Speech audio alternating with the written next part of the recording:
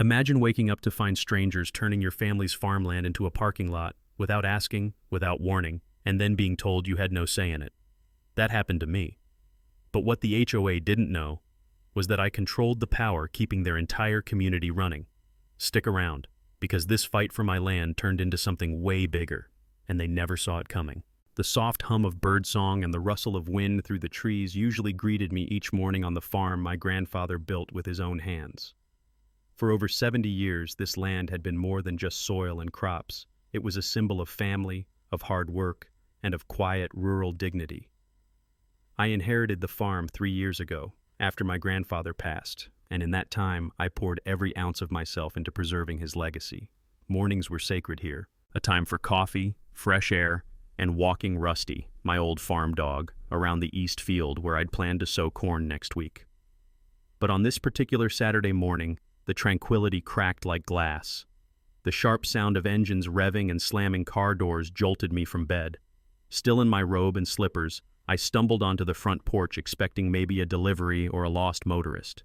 Instead, I found something that made my heart pound with disbelief. My field, was littered with cars, neatly parked in rows, like some kind of improvised event lot. At least a dozen vehicles already sat on the damp soil, their tires crushing the delicate ground I'd spent days tilling. I stared, stunned, as more cars pulled in, directed by a woman in a crisp blue blazer and heels far too clean for a farm. She held a clipboard and waved each driver forward with the smug confidence of someone used to giving orders. "What in God's name did you think you're doing?" I called out, my voice raw with confusion and disbelief. She turned with a smile that didn't reach her eyes. "Good morning. I'm Margaret Wilson, president of the Evergreen Meadows HOA. This is community overflow parking for our golf tournament." Community parking? Golf tournament? On my land? I told her, flat out, that she was trespassing, that this was private property not part of her HOA. But she barely flinched. Claimed some phantom easement, hinted at old arrangements with my late grandfather, and brushed off my protests like I was just a confused old farmer too stubborn to keep up with modern regulations. But I wasn't confused, and I wasn't about to let them walk all over me. More neighbors were arriving now, some glancing uncomfortably in my direction, others acting like I didn't even exist. My field was turning into a parade ground, and I hadn't given a single person permission to be there. That morning something changed. This wasn't just about grass or golf, it was about respect, about land, about legacy. And the people who thought they could push me aside were about to learn that this farmer had roots and power deeper than they ever imagined. I hadn't even finished my morning coffee when the situation on my property spiraled from confusion into outright confrontation. Margaret Wilson, the so-called president of Evergreen Meadows HOA, stood at the edge of my field like a general surveying her conquest. Her smile had vanished, replaced by a hardened, condescending expression that told me she wasn't just here to explain things, she was here to control them. "You're making this more difficult than it needs to be, Mr. Davis," she said, flipping through papers on her clipboard like they were weapons. "This area has been used for community parking for years. The board voted. It's all within our bylaws." "But your bylaws don't apply to my land," I shot back, showing her the deed my grandfather had left me. "This property was never part of your development, and it never will be. You have no right to be here." Her eyes flicked over the document, then dismissed it like it was a grocery receipt. "Perhaps you don't realize how things work around here. Evergreen Meadows is home to some very influential people, the mayor, 2 city council members. Judge Reynolds, if this becomes a legal matter, who do you think the sheriff is going to side with?" It was a thinly veiled threat, and I heard it loud and clear. Around us, HOA members and event guests began to gather like spectators at a match. Some whispered nervously, others openly scoffed at me, as if I were a cranky old man in the way of their weekend fun. One man in a golf cap shouted, "Let's just park. He'll come around eventually." I didn't care who was watching. I wasn't about to back down. "You've got 1 hour to move every car off this property," I said, my voice calm but firm. "Or I start calling every sheriff, news outlet, and tow truck in the county." Margaret's nostrils flared. "You wouldn't dare." I stepped forward, phone in hand. "Try me." That's when things escalated. She grabbed my wrist, grabbed me, right there in front of everyone, her grip tight and her tone venomous. "This land isn't yours anymore. The community needs it. You're being selfish." "Take your hands off me," I warned, yanking free. "That's assault." Murmurs rippled through the crowd. An older man muttered, "That's going too far." Even a few of her supporters began to shift uncomfortably. Just then, a sleek black SUV pulled up.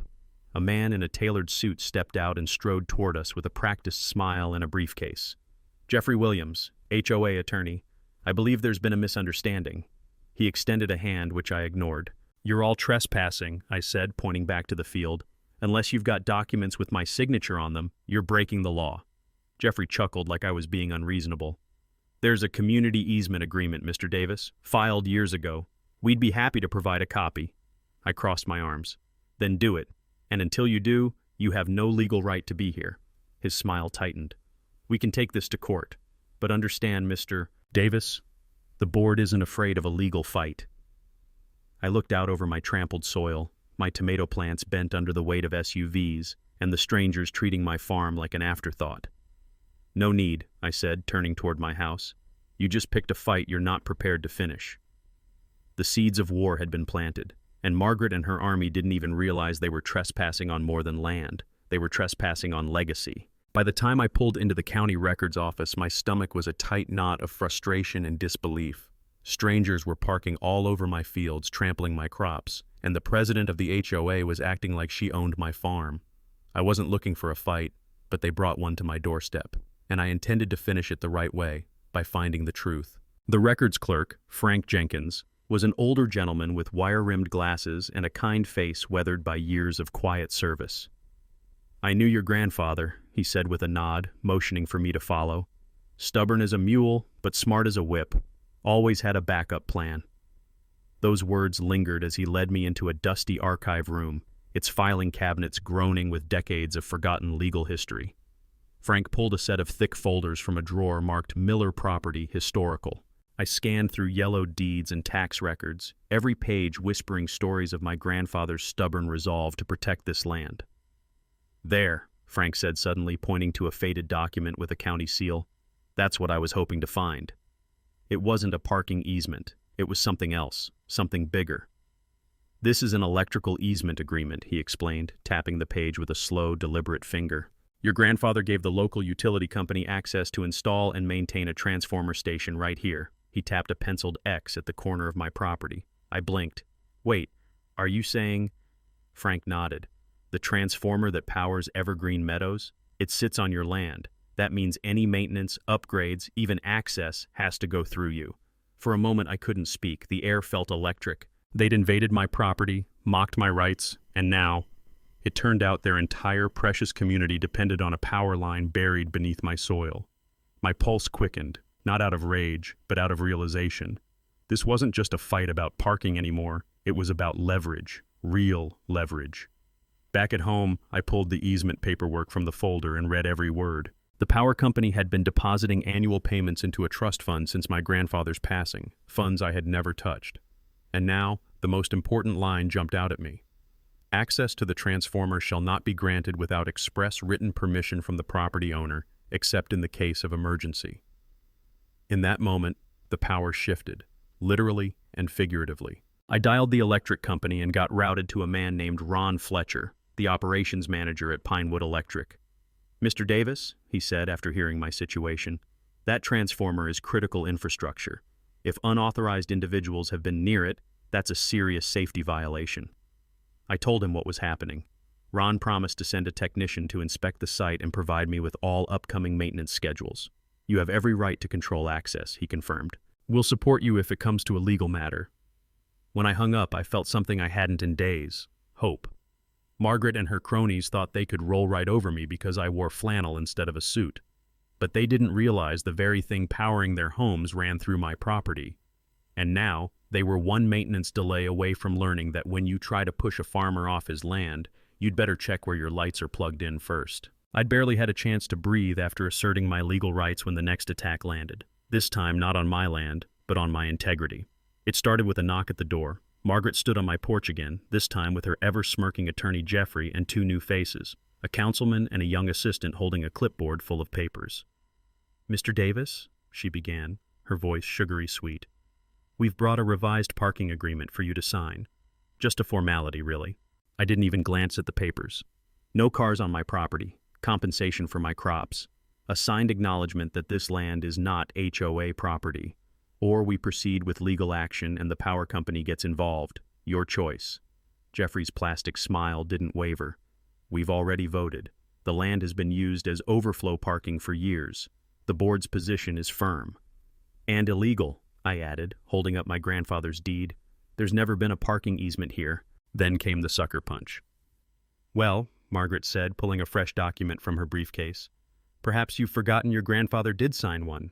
She held it up like a trophy, a scanned agreement dated April 2009, bearing what looked like my grandfather's signature, supposedly granting the HOA permanent rights to a section of the East Field. My jaw clenched. That's a forgery, I said flatly. The problem was, at a glance, it looked real. Same loopy handwriting, same notary seal. But I'd seen enough of Grandpa's documents to know the difference. And this one? It was off. The spacing, the pressure, the unnatural slant of the pen.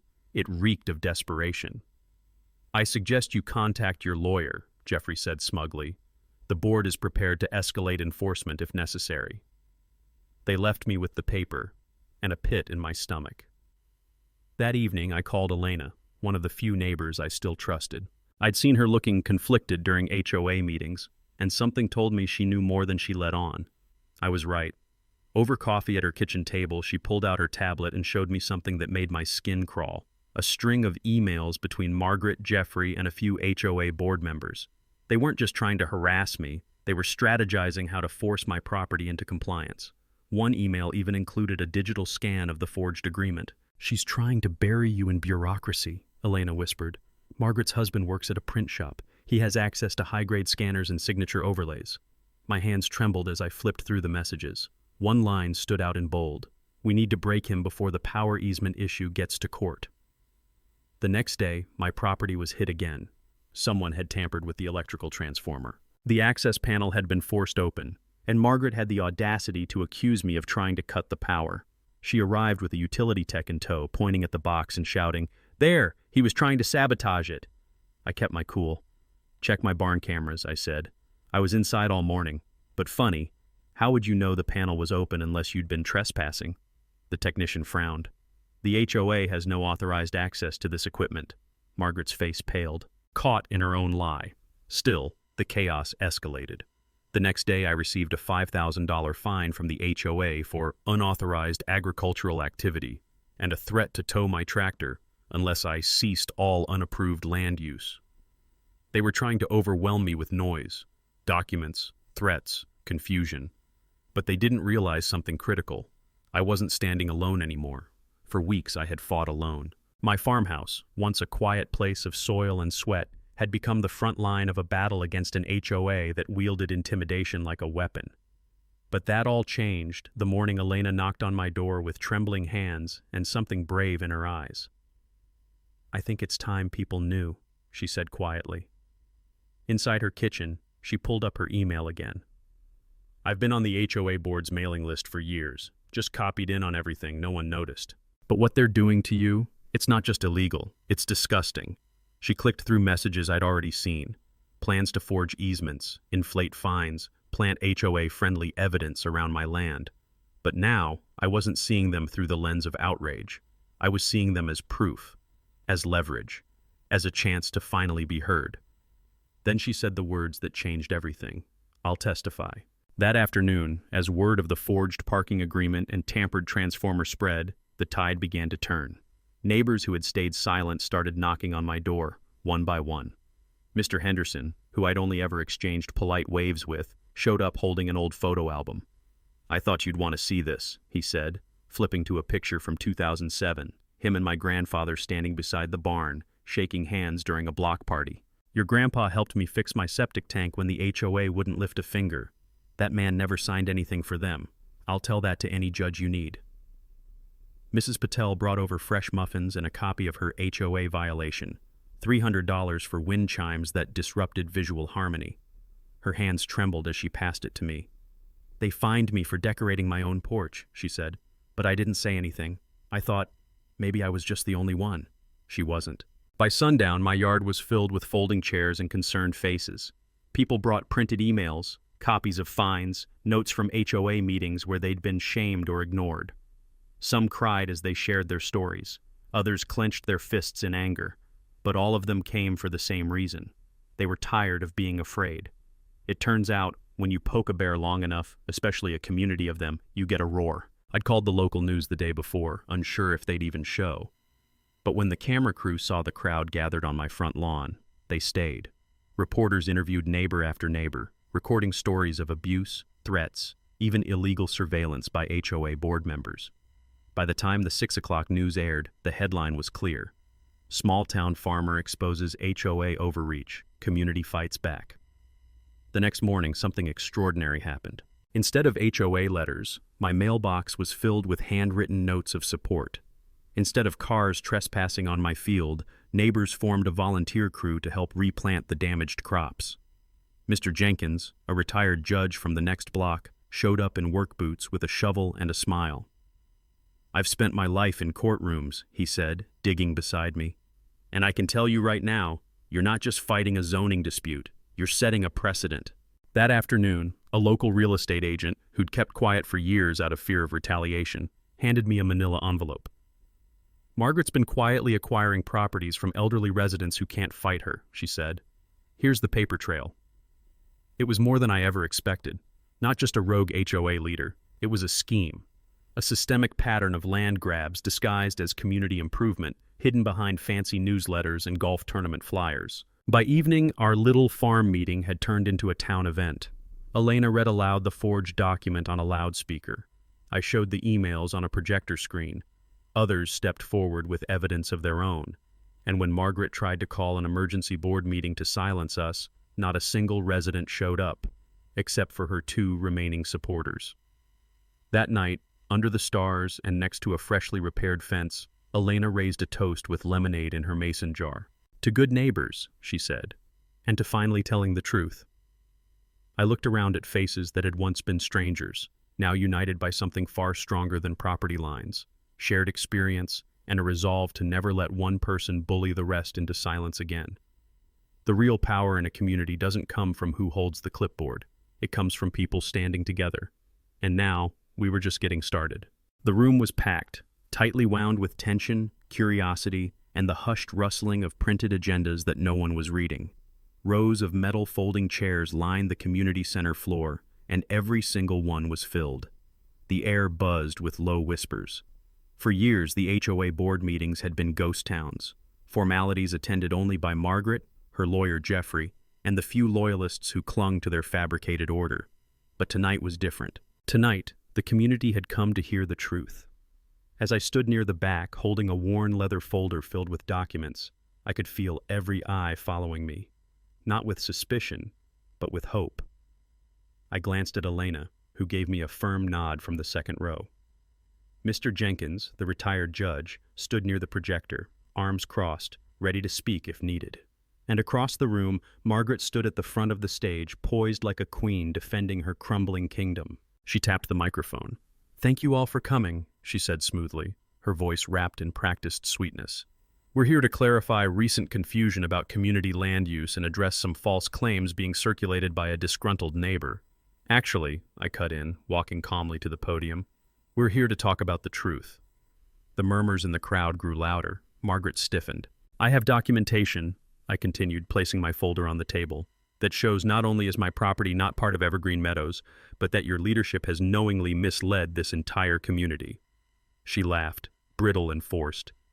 "Mr. Davis, this is highly irregular." I opened the folder and pulled out the first page, a certified copy of my grandfather's property deed and survey map from the county records office. I projected it onto the large screen at the front of the room. Gasps echoed across the crowd. "This document proves my farm was never included in any HOA charter," I said clearly. "Yet for months I've received threats, fines, and even had my fields turned into a parking lot, without my consent." "Maybe your grandfather agreed," Margaret tried. I clicked to the next slide, a high-resolution scan of the document they had claimed was his agreement. "This signature?" I said. "It's forged. The man passed away 3 years ago. This document is dated just 6 months ago, and it doesn't match any of his legal handwriting."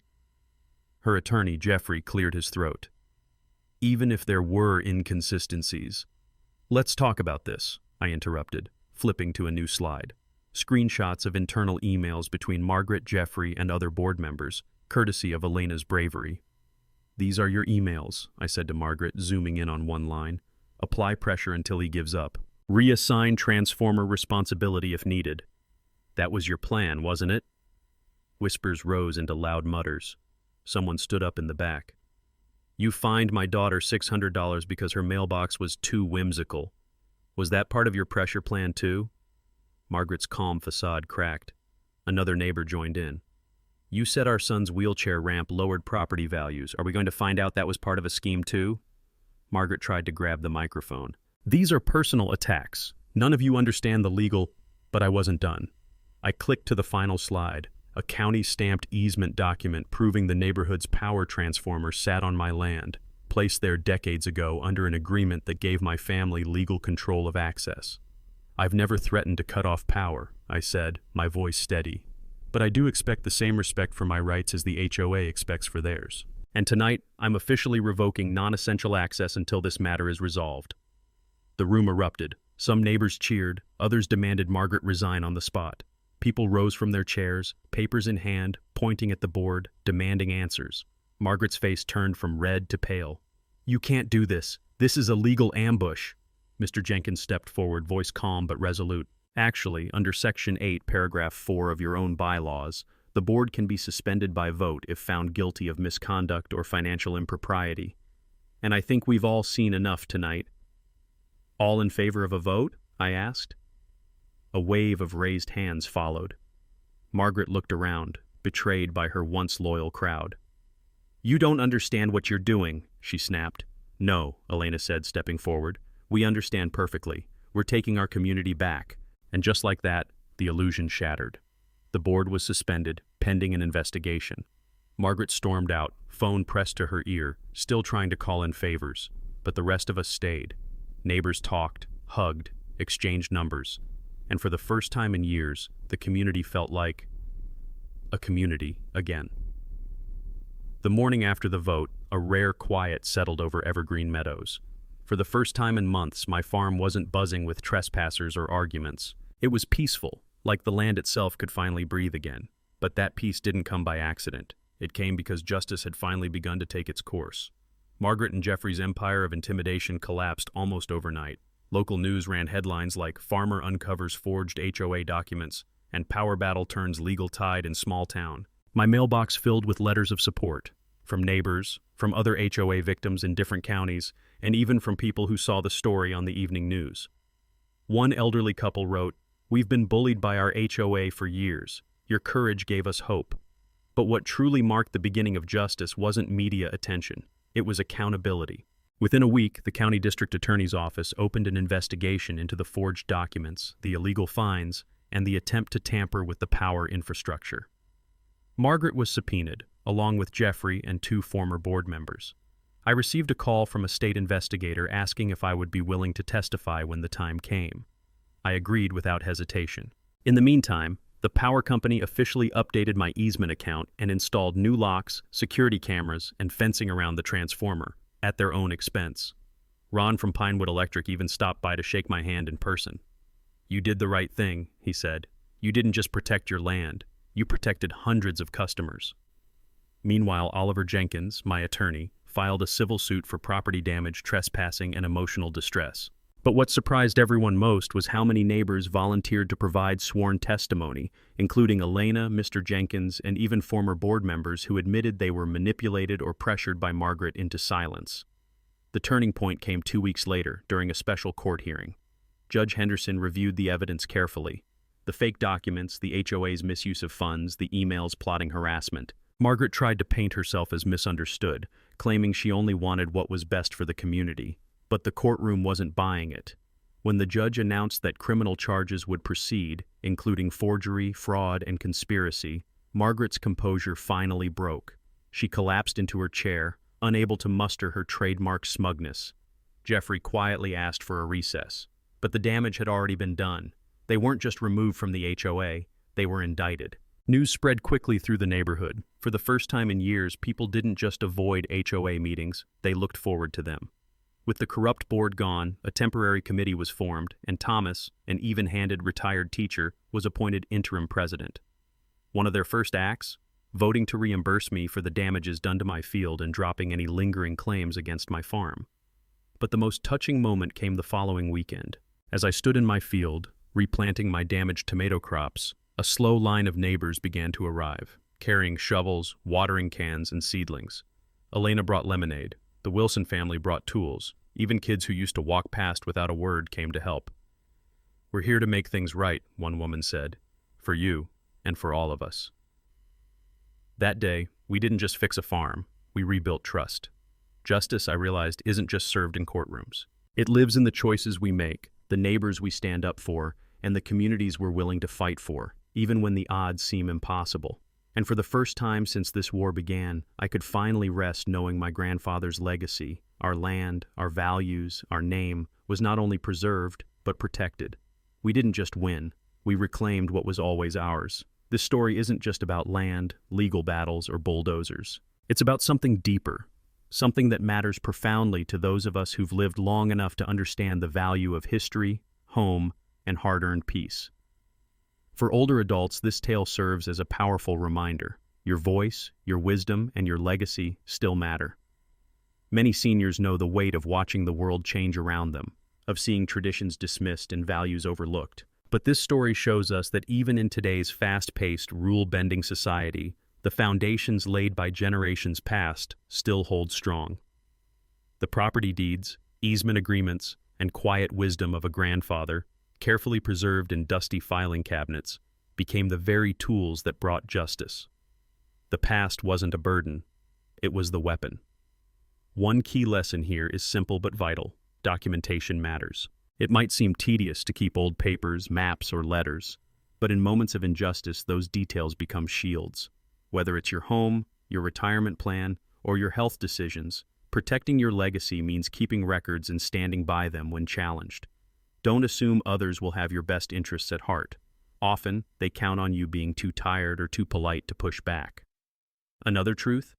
Community doesn't fade with age, it strengthens with experience.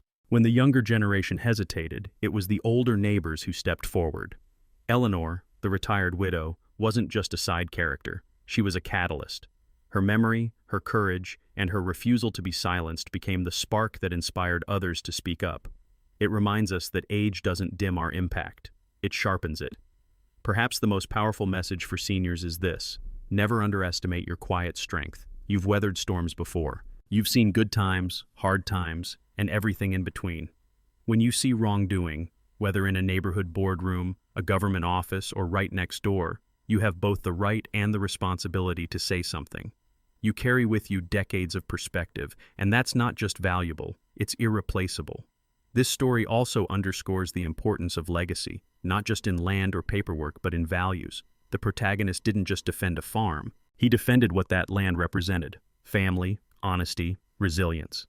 For those in their golden years, your legacy isn't measured by what you leave behind, but what you stand up for while you're still here.